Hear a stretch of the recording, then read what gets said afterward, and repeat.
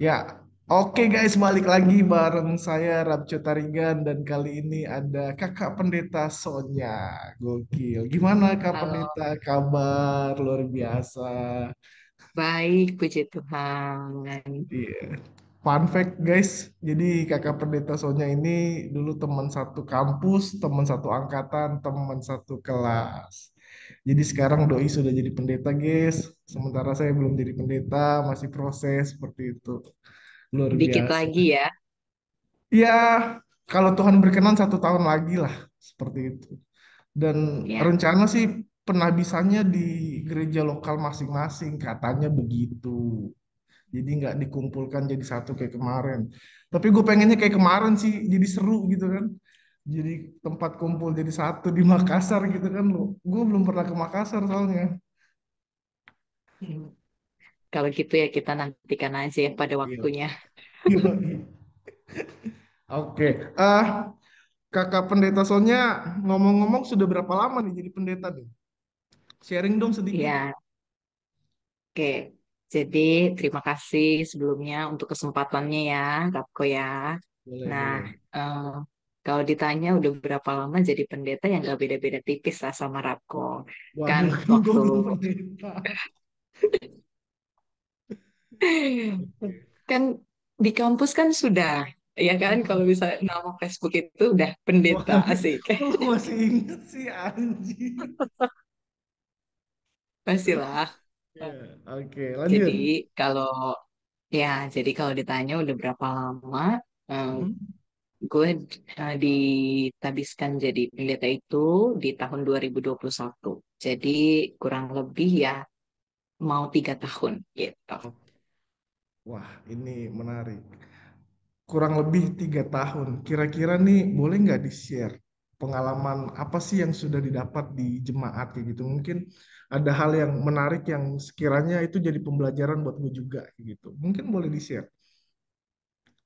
Ya tentu banyak pengalaman Hmm. menarik ya ketika kita Hmm. melayani, mulai dari kita melayani waktu kita kecil, lalu kemudian kita di kampus kita pelayanan, itu kan pasti ada setiap warna yang berbeda. Ya, Termasuk ketika kita menjalani masa-masa vikaris, ya, vikaris tahun pertama, tahun kedua, kalau kita beda tempat juga tentu ada pengalaman menarik yang semakin memperkaya kita dalam pelayanan.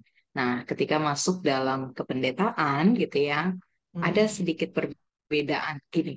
Kalau kita waktu di kampus atau ketika kita Hmm. masih vikaris, itu kan kita eh, masih dalam tahap belajar gitu ya. Ya, Artinya ya, kita punya mentor yang bisa membimbing kita gitu kan.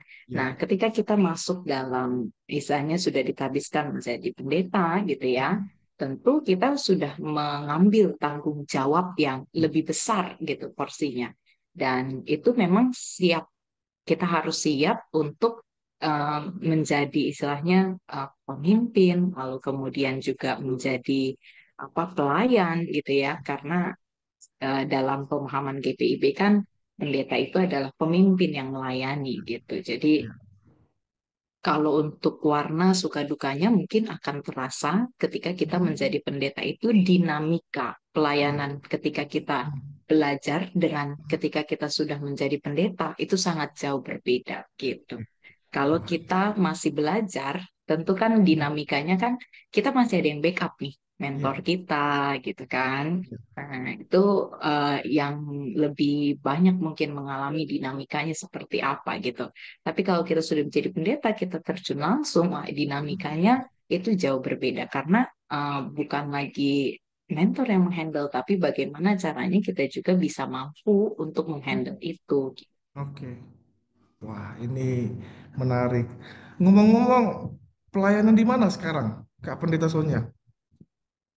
Ya, jadi saat ini saya pelayanan di Riau.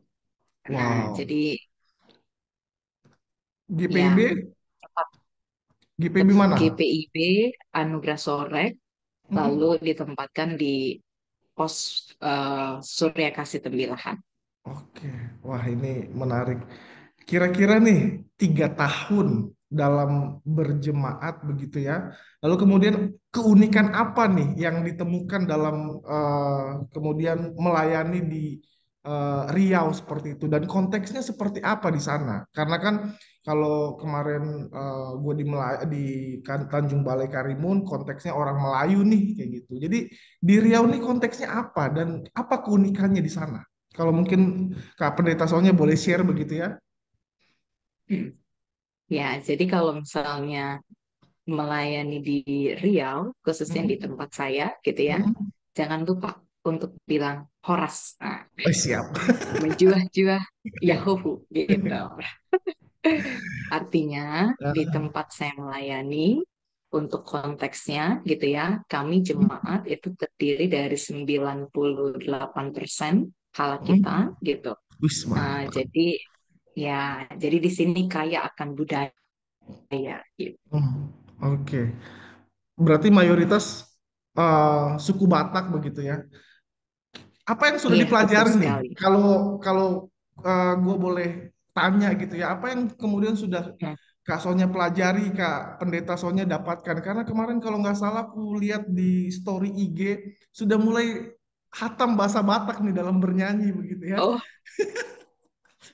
Jadi apa yang ya. didapat gitu selama berjumpa dengan orang-orang suku Batak begitu ya? Ya, jadi kalau kita bicara tentang segi budaya, Ya, tentu kita tahu ya bahwa orang Batak itu adalah orang yang sangat berbudaya. Itu yang ya, pertama. Lalu kemudian yang kedua, budaya hmm, mereka itu kaya. Kenapa ya, bisa saya katakan kaya? Karena mereka sangat terkait dengan ritual gitu ya, dan kemudian juga mereka sangat mengarahkan ritual itu juga pada Tuhan gitu ya, karena dalam pemahaman mereka kan dari dulu mulai jadi Nabolon itu ya, sekarang dipahami sebagai Allah gitu kan. Nah, ya, jadi kalau kalau bicara tentang orang Batak itu bagi saya mereka adalah orang yang sangat berbudaya gitu. hmm, Berbudaya dalam arti mereka punya kekesan yang memang tidak dimiliki oleh suku-suku lain dan itu hebatnya orang Batak gitu. hmm, Makanya dimanapun orang Batak berada gitu ya, mereka tetap bisa menunjukkan identitasnya bahwa oh kami adalah hmm. orang Batak. Gitu. Wah, ini menarik ini untuk kemudian lebih didalami begitu ya. Lalu kemudian selain daripada orang Batak adalah orang yang berbudaya, beradat begitu dan ya saya pribadi setuju dengan pendapat itu. Tapi kemudian kira-kira nih dalam pengamatan Kak Sonya sebagai seorang pelayan firman dan sakramen di GPIB, adakah kesulitan dalam eh, perjumpaan dengan budaya suku Batak seperti itu? Sepengalaman Kak Pendeta Sonya. Ya. Jadi kalau ditanya apakah ada kesulitan, tentu Iya. dalam setiap pelayanan itu kan ada suka dan Hmm. duka gitu ya, Iya. termasuk Iya. susah dan senang, mudah Hmm. dan sulit gitu ya. Nah, jadi Hmm. kalau misalnya bicara tentang kesulitan gitu ya, Hmm. sebetulnya di dalam konteks tempat saya melayani itu begini, bahwa kami ini jemaat gitu ya yang dimulai dari sebuah istilahnya boleh dikatakan apa ya uh, perpecahan gitu dari Iya. HKBP lalu Hmm. kemudian menjadi GPIB. Nah, Hmm. kemudian tentu dalam perpindahan gitu ya Hmm. dari yang biasa dengan Iya. HKBP dengan tata caranya gitu kan ke GPIB gitu ya, jemaat Iya. membutuhkan proses gitu Iya. untuk Hmm. belajar, untuk memahami gitu ya sudut pandang GPIB gitu ya dalam berteologi juga gitu ya, Iya. termasuk di dalam uh, melayani dan berjumpa dengan budaya gitu. Iya. Nah, Wah. karena di dalam pengalaman saya gitu ya di sini Hmm. sebetulnya budaya Batak itu kan sangat luar biasa bagus ya gitu. Iya. Kenapa saya bilang bagus? Karena dalam setiap acara selalu diadati gitu. iya, Dan diadati itu kan dia punya makna yang tersendiri gitu iya, kan.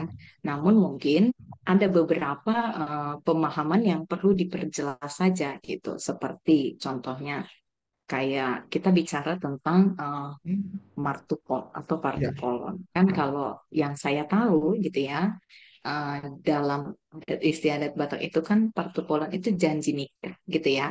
iya, Nah, ini bicara tentang janji nikah, maka gitu ya, orang yang sudah martupol itu seolah-olah sudah bersatu gitu iya, kan. Artinya perempuan bisa dibawa ke tempatnya laki-laki laki-laki, gitu ya, iya, karena sudah dibayar iya, sinamotnya, sudah dibayar iya, jujurannya gitu ya. iya, Nah, tetapi dalam pemahaman GPIB, kalau kita bicara tentang partupolon yang mengacu pada pertunangan gitu ya, iya, kita tahu bahwa pertunangan itu memang ikat janji, ikat iya, betul, komitmen di hadapan iya, Tuhan. Tapi bukan dua menjadi satu, mereka iya, tetap dua gitu. iya, Dan betul, sampai pada nanti pemberkatan iya, baru betul, dua menjadi satu. Sehingga uh, ini yang kadang-kadang harus dicari titik tengahnya itu apa gitu kan. Bahwa kalau saya di sini katakan bahwa ketika kita sudah ikat janji, ikat komitmen di hadapan Tuhan gitu ya, dalam hal ini adalah pertunangan, partupolon gitu ya, iya, maka yang perempuan belum menjadi hak milik dari hmm, keluarga laki-laki sampai oke, pada pemberkatan. Saya bilang gitu. wah, Dan oleh karena itu, tetap janji nikah itu dilaksanakan untuk apa? Untuk menunjukkan keseriusan gitu ya iya, antara laki-laki dengan perempuan yang mau membawa hubungannya di hadapan Tuhan, di hadapan keluarga dan disaksikan oleh seluruh jemaat gitu ya dan didoakan gitu ya dan hubungan yang sudah diikat secara serius ini gitu ya hmm, harapannya gitu ya dapat berlangsung sampai kepada pernikahan kudus gitu. oke. Mungkin itu sih Jo. Jadi Wah, ya ini menarik itu kalau secara umum, tapi eh, saya pribadi tertarik untuk kemudian mendalami lebih dalam dalam kehidupan anak-anak mudanya dalam budaya Batak. Apa yang Kak Sonya kemudian lihat, lalu kemudian apa yang kemudian menjadi pergumulan anak-anak pemuda dalam konteks yang sangat kental tadi dibilang budaya Batak seperti itu. Selama 3 tahun melayani sebagai seorang pelayan firman dan sakramen di GPIB di Riau seperti itu. Mungkin kalau boleh sharing? ya. Tentu kalau kita bicara tentang pergumulan anak muda, Mm-mm. sebetulnya umum ya. Pergumulan Ya, anak muda itu saya yakin setiap daerah juga pasti mengalaminya gitu ya. Cuman ya, mungkin kalau di sini gitu ya, ya. ya rata-rata memang pergumulannya uh, apa mungkin mencari pasangan hidup gitu karena dalam konteks ini gitu ya kan mereka kalau bicara tentang pasangan hidup Mm-mm. itu kan orang Batak itu kan harus cari yang sesuai marganya gitu ya Ya, bukan hanya kriteria berbeda gitu tapi ya. memang harus bisa gitu ya Ya. lalu kemudian uh, kalau bicara lagi tentang pekerjaan gitu ya Mm-mm. itu juga tentu akan menjadi pergumulan gitu ya bahwa Mm. rata-rata mayoritas gitu ya memang banyak anak-anak diharapkan gitu ya bahwa dia bisa misalnya menjadi PNS gitu ya karena Oke. kalau Iya, PNS itu kesannya sudah oke terjamin. gitu Iya, karirnya gitu nah iya. Wah, ya terjamin. ini menarik.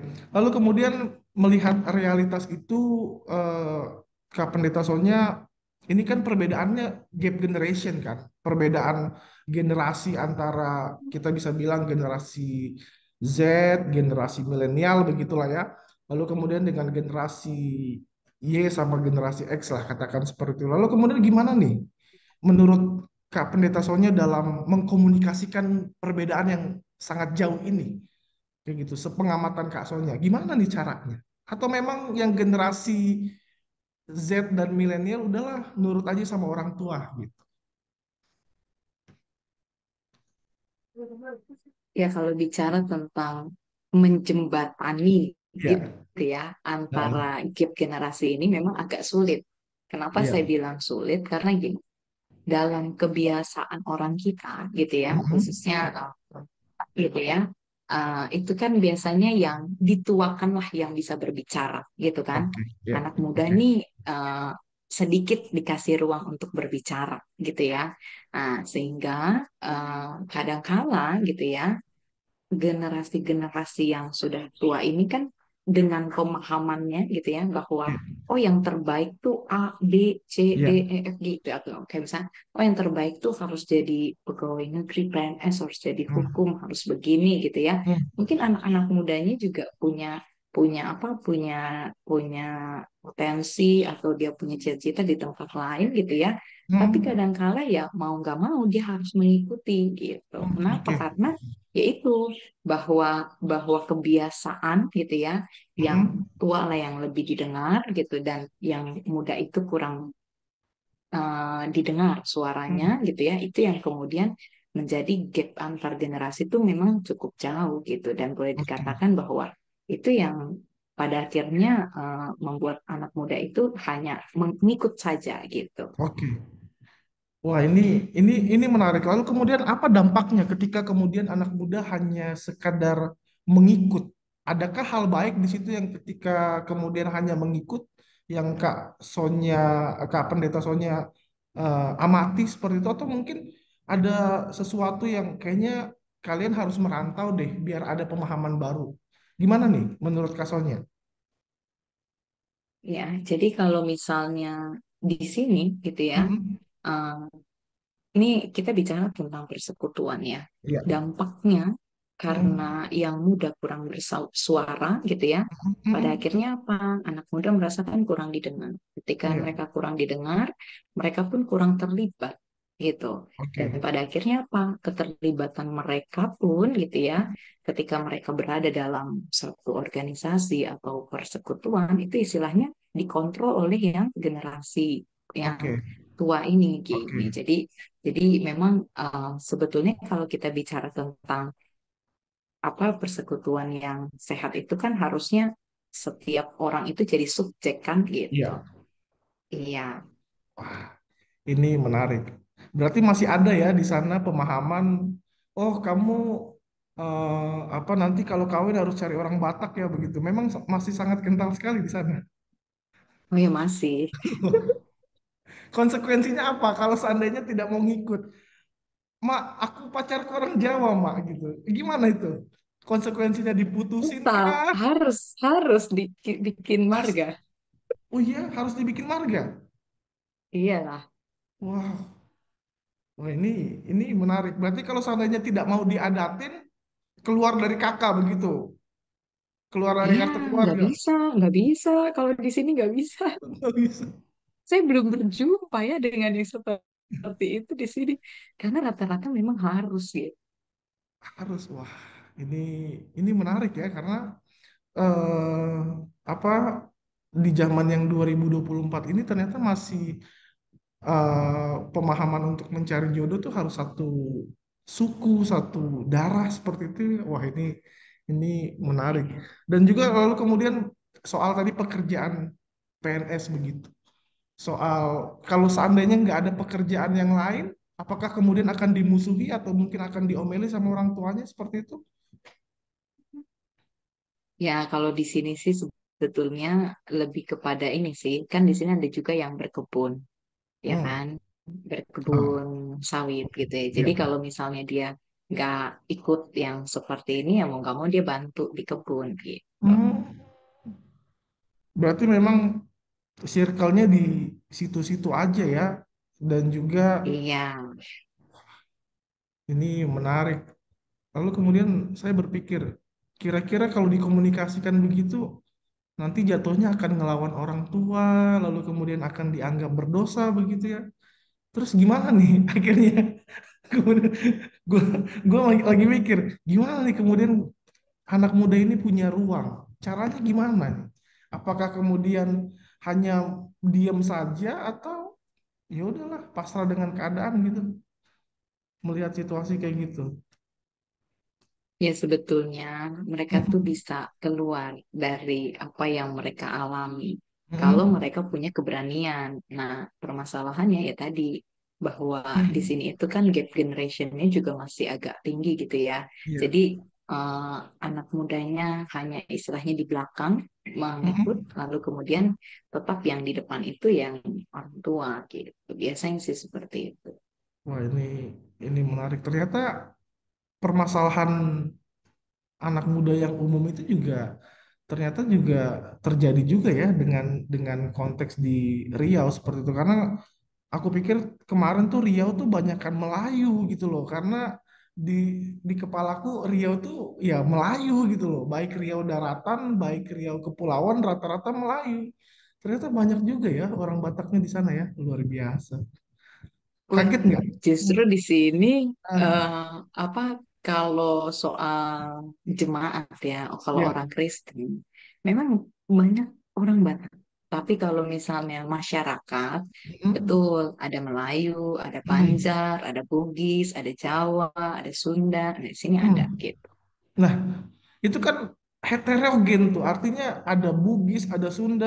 Kenapa yang anak mudanya nggak cari orang Sunda misalnya dalam satu jemaat itu? Kan boleh dong berpacaran, artinya sesama satu gereja kan, kayak gitu. Enggak, ini kan masyarakatnya yang heterogen. Dan masyarakat yang kayak gitu kan Hmm, Muslim cowok. Jadi nggak bisa lah, nggak bisa nggak ya. disetujuin. Atau dari gereja lain ajak gitu kan, misalnya dari karismatik gitu kan, ajak ke GPIB gitu. Rata-rata, enggak kalau di sini rata-rata jatuhnya mereka ketemu di tempat perantauan karena banyak anak muda di sini juga kan merantau untuk kuliah, untuk kerja Hmm. gitu.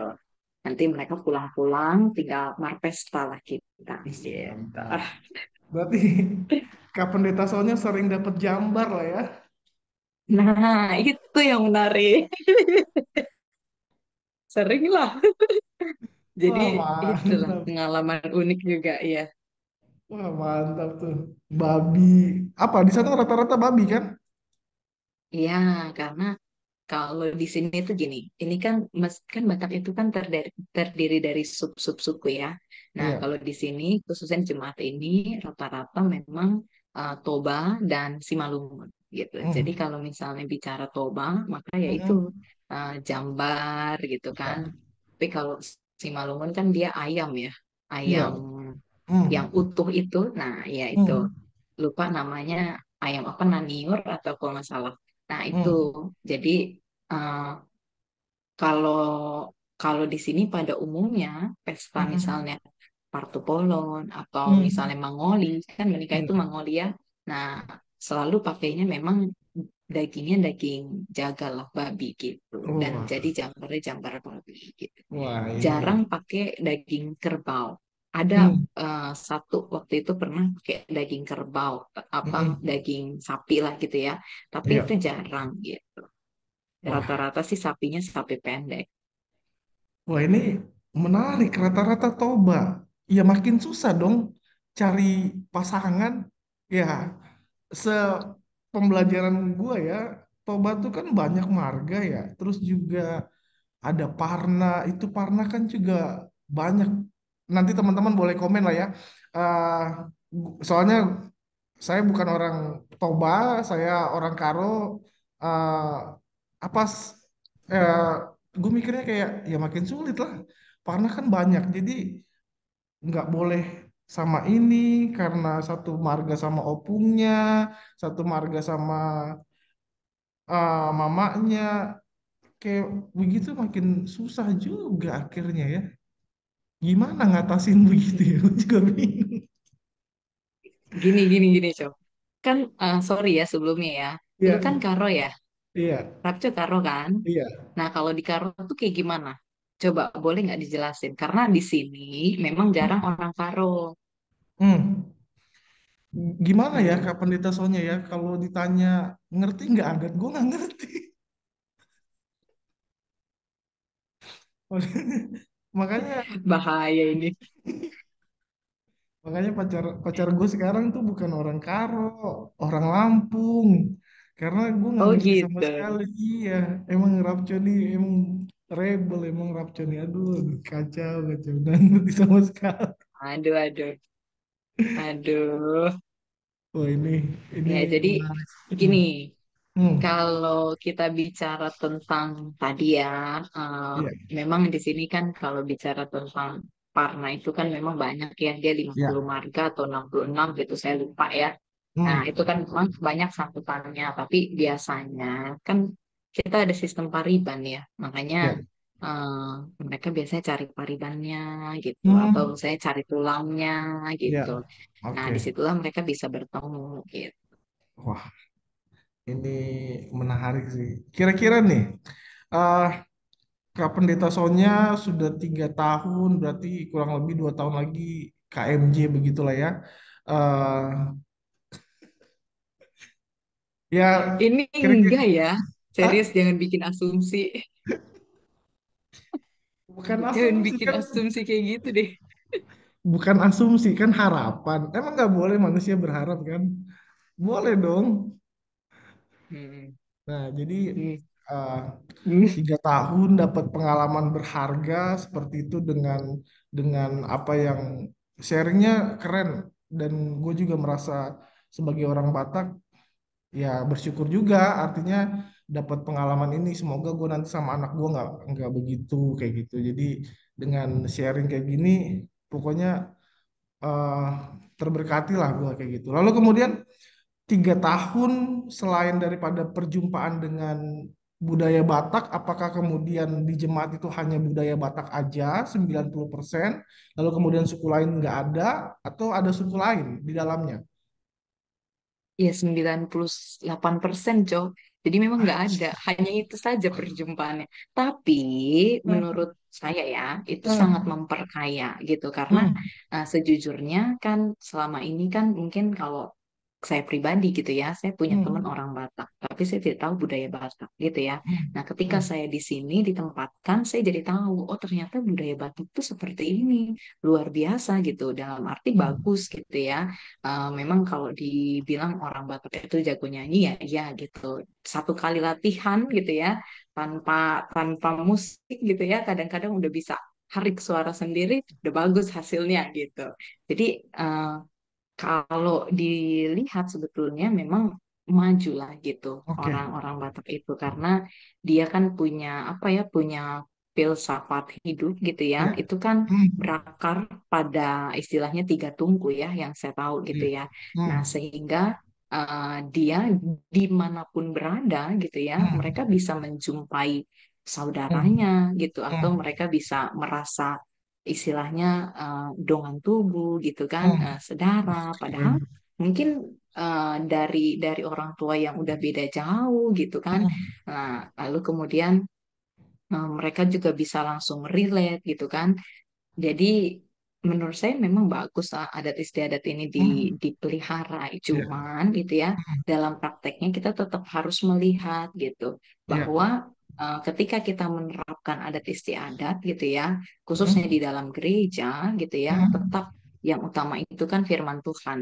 Baru iya, kemudian firman itulah yang menerangi segala iya. sesuatu, khususnya juga Hmm. adat ini gitu. Iya, wah ini menarik. Udah pernah ketemu juga belum tradisi mangukal Holi, pindah tulang? Nah, kalau itu di sini belum pernah.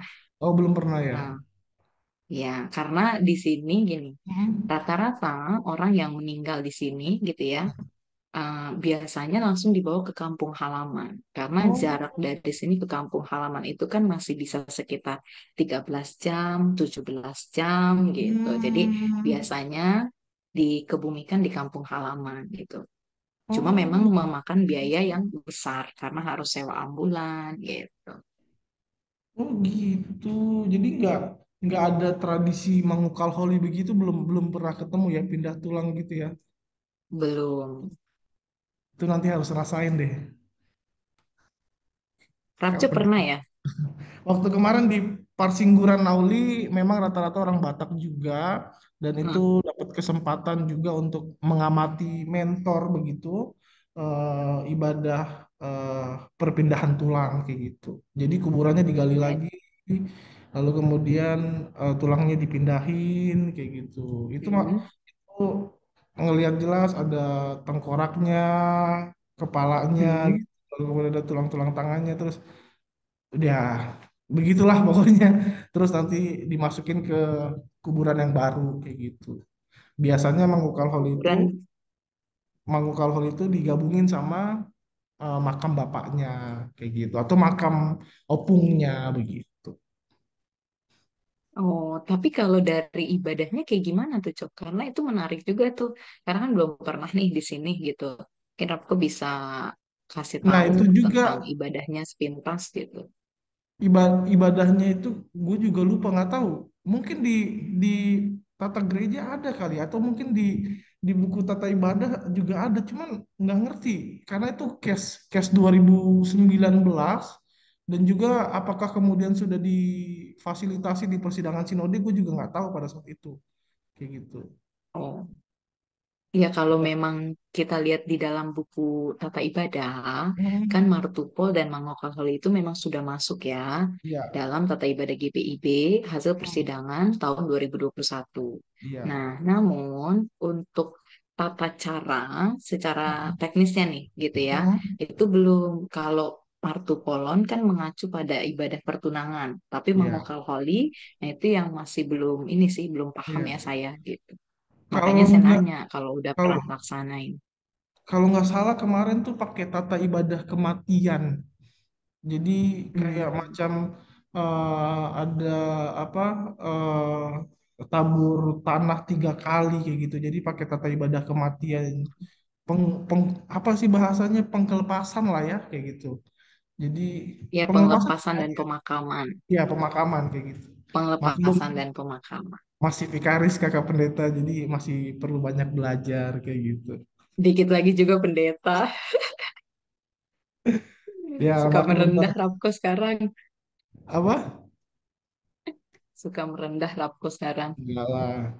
Kalau dulu kan terlalu apa ya, terlalu merasa diri paling oke lah. Cuman sekarang udahlah bertobat lah ya kan. Karena Kristus sudah semakin dekat ya kan.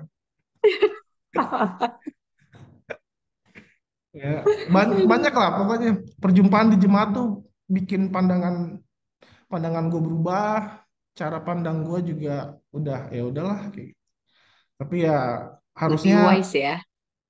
dibilang wise juga enggak juga karena masih belajar juga kan. Jadi artinya Oh ya. jadi ya masih butuh bimbingan lah dari Kak Pendeta Sonya sebagai senior saya di GPIB. Eh, Karena sempat kayaknya menyimpang sama dulu aja, saya, Jo. guys. Sempat menyimpang dari Itu nggak panggilan itu. menyimpang ya. Kalau menjadi guru itu nggak Ah, menyimpang, tapi ah, memperkaya pengalaman untuk mempersiapkan diri sebagai ah. pelayan. Kan pasti kepake juga tuh. Pasti itu pasti. Tapi kan akhirnya teman-teman seangkatan kita kan udah pada jadi pendeta, kayak dirimu, kayak Valeri, kayak Nurmala, begitu kan. Siapa lagi sih angkatan kita ya yang jadi pendeta kayaknya cuma 3 orang doang ya. Timeline orang beda-beda loh. Iya sih, temenan orang beda-beda sih. Tapi ya Heeh. kalau diinget ya kenapa ya dulu gitu. Jadi tapi ya udahlah nggak usah disesali. Ada Ya, ada sesuatu yang baik di dalamnya seperti. Pokoknya amin. guys, kalian mahasiswa teologi harus urus SRG. Iya. Lu tau gak sih gue gak ada SRG, lu tau gak sih astaga.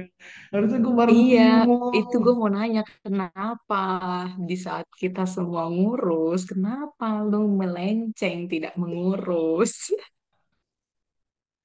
Karena Iya. so paling kuat kah? Enggak, karena kan pada saat itu gue berpikirnya gini, masih bisa lah diurus pas udah lulus gitu kan. Ternyata nggak bisa dan gue nggak tahu Hmm. apa sudah ada sosialisasi itu atau belum. Tapi gue kayaknya nggak pernah dengar sosialisasi itu gitu loh. Jadi ya gue nggak ngurus lah kan. Pas gue selesai ngajar, terus Pendeta Vanda bilang, udahlah kamu magang dulu, kamu nggak ada SRG. Ya sudah lah, magang dulu lah di Lampung. Mau nggak mau lah, kayak gitu. Tapi kan ketemu ya dengan yang dicinta. Yo, 1 tahun magang di sana. Luar eh biasa. tapi Jo sebetulnya enggak, Hmm. sebentar, lurusin bentar. Sebenarnya pernah ada sosialisasi waktu kita main ke kantor MS. Di situ sosialisasinya. Gue ikut nggak ya pada saat itu ya? Nah, itu nggak tahu deh, nggak usah diingat-ingat kalau lupa. Kayaknya gue nggak ikut. Dah. Iya ya. Oh, Hmm, pernah ada iya, sosialisasi itu ya? Waktu zaman Pendeta Marlin Chandra pernah. bukan sih? Saya Eh, kira. pokoknya yang sosialisasi waktu itu siapa ya? Gue juga agak lupa. Cuman itu sudah Hmm. disosialisasikan gitu. Oke lah, kalau kayak gitu nggak perlu diingat lagi, guys. Yang penting kalian Iya, masih sesuatu yang yang penting lebih. sekarang sudah Iya. ini ya, sudah bagus. Hmm. Bagus sih belum sih, artinya masih terus mempelajari hidup kan begitu. Harus direfleksikan selalu kan. Ya kan Jadi kita semua belajar, cowok. enggak lah, kalau sudah Iya, pendeta kan artinya sudah lebih matang gitu kan. Sudah lebih wise, sudah lebih mantap lah pemahamannya kayak gitu. Kalau menurut gua sih begitu ya, sama kalau aja, sudah cowok masih belajar. Masalahnya, gue juga baru. Masih belajar lah pasti. iya ya. Oke. Oke lah kalau kayak gitu Kak Pendeta soalnya karena remaining meeting time-nya tinggal 2 menit lagi karena ini bukan Zoom Pro jadi ya eh, terima kasih banyak sudah ngobrol, sudah sharing kayak gitu dan harapannya diskusi ini sharing-sharing ini menjadi berkat buat yang nonton. Sekali lagi terima kasih banyak buat Kak Pendeta Sonya dan eh, gua akan stop record dulu. Untuk itu, thank you very much dan gua akan stop record.